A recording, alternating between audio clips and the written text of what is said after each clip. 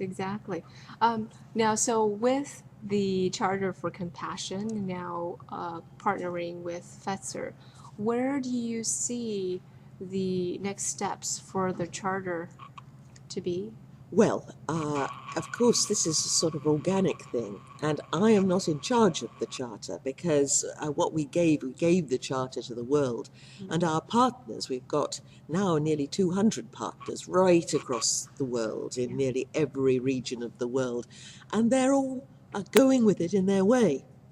Which is, I mean, just it's been inspiring for me to be here in Seattle and seeing all that you're doing in the area.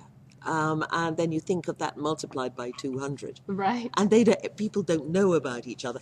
I think what I'd like to do when I'm going to Fetzer tomorrow, say that we should have give other people, say, a hint of all the richness that's going on here in Seattle, and you would be empowered by hearing what's going on in Ethiopia, for example. Yes. And I think this would be really helpful. Right. It's really.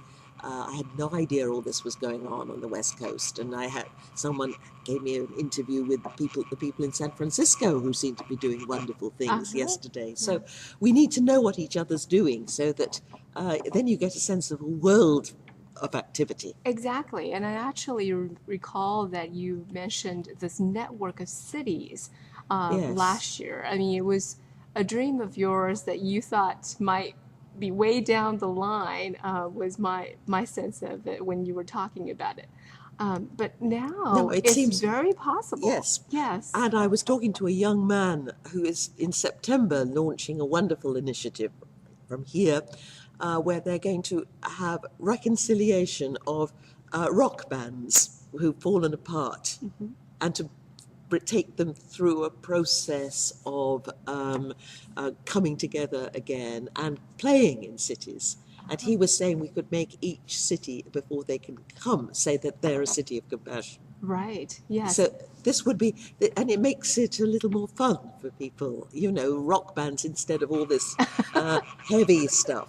Right. I think it would be a good idea. Yeah. So there are all these ideas that people are having. And I think, too, that the idea of twinning cities has been an idea of mine. But, just in my travels in the last month, here I am in Seattle, and 3 weeks ago I was in the Gulf, and one of the cities in the United Arab Emirates said, well, we could be a city of compassion too, and perhaps join up, and perhaps the students in the universities could email each other and get to know one another, and therefore get behind the stereotypes. And how, I mean, we actually started out with your receiving the TED Prize, and that was more focused on religions, faith traditions. Yes. And now it's really expanded out, moving out to secular. Well, you see, I come from Britain, where basically nobody's interested in the Charter, and nobody's interested in religion either. But so I didn't imagine that secular people would want to have anything to do with it. Right. And for TED, this was a big new thing. They'd never given the TED Prize to anybody who had anything to do with religion before.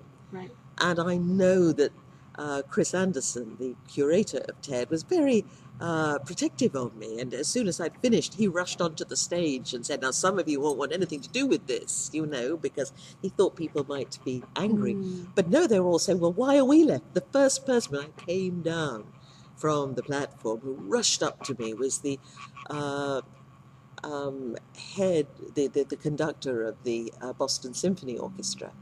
And he said to me, why are non-believers left out? Why can't we join? I said, of course you can. But so, you throw out an idea and it has an organic life of its own. That's right. And I think that, I think it's thrilling that, it's another way, these divisions we put up between each other. Are you religious or secular? Are you this kind of, are you Buddhist or Christian? Right. Working together, you overcome these divides. Right. One of the things that I hear talked about is that no religion actually affirms the choice of someone's choosing of a religion. And I'm not sure that that's the case.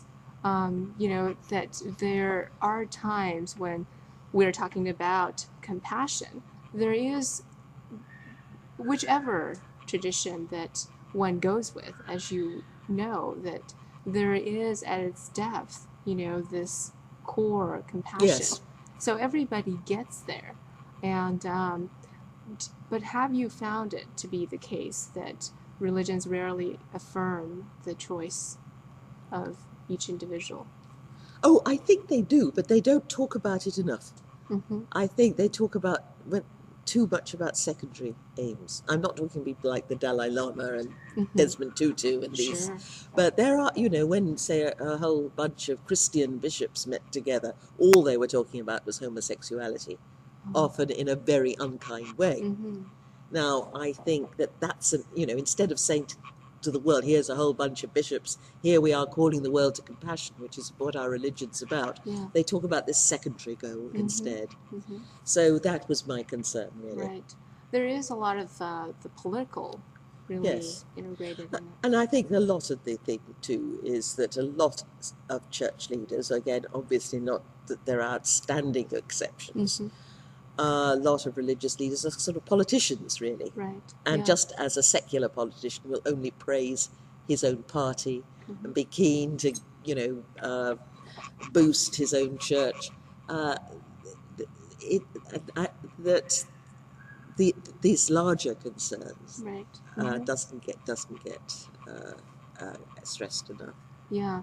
Well, actually, you are very keen on politics, and you actually move forward with a shrewdness of it, even in the charter and its organic growth. Do you Well, find that's that been to be part the of my case? study. You see, Yeah. I've written about the history of Jerusalem, Right. and so the history of the Middle East, Mm-hmm.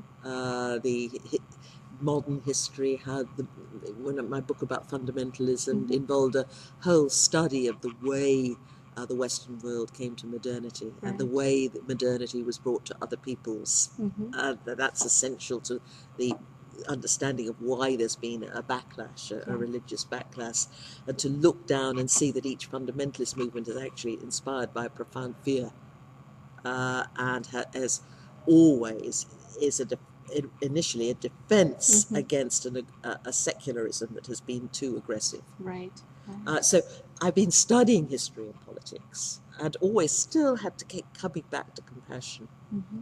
because I found in my study of Jerusalem that all three religions, especially Judaism and Islam, insisted on the compassion was central to the cult of Jerusalem, Mm-hmm.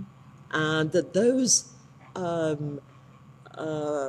people who were more inclusive tended to last longer in the place. Right. Then all these things kept bringing me back to compassion. Uh-huh. So politics, I've learned, especially my study of the Middle East, Mm-hmm. Yeah. and been very much concerned since September the 11th with explaining Islam Mm-hmm. to the West. That's why some people think that you're even Muslim. Yes, oh yes. There's much debate about whether I'm a real Muslim. And I say, no, I enjoy wine too much to be a Muslim. So, exactly.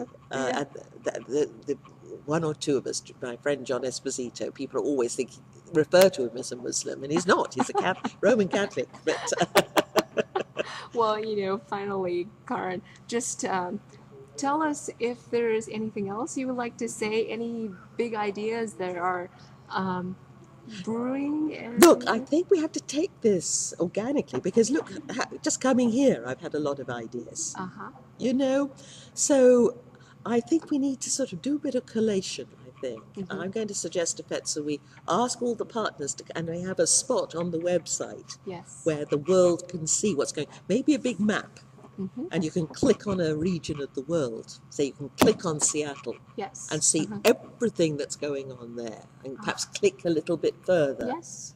Yes. I think that's the next step, because I think people need to think they're not slogging on here alone. Right. Wouldn't it be affirming for you to know that in Cape Town, for example, in South Absolutely. Africa, there's this, that, and the other going on, Yes. or Ethiopia, another, or in the Middle East, Mm-hmm. now it's beginning. Right. It would be wonderful And to it'd be an have, encouragement for right, them too to see what you're doing. exactly, And the fact that I exactly. had no idea all this was going on, you Uh-huh. see, this visit. So it's been very instructive for me. So I shall be going to FETSA tomorrow and saying, look, this is what I found. Uh-huh. And I'll be talking to, because, all this costs money. But I'll be talking to the people who control the money. And Yes. so it's great that I came here first, because now I'm full of ideas. And if that's just happening in one city, Yes. so I think that's my next step, so that we have a strong sense of everything that we're doing. Great. Well, we love your practicality and bringing compassion to the world. Thank you so It's much. been an absolute delight, and thank you for all you've been doing too. Oh, it's been an honor.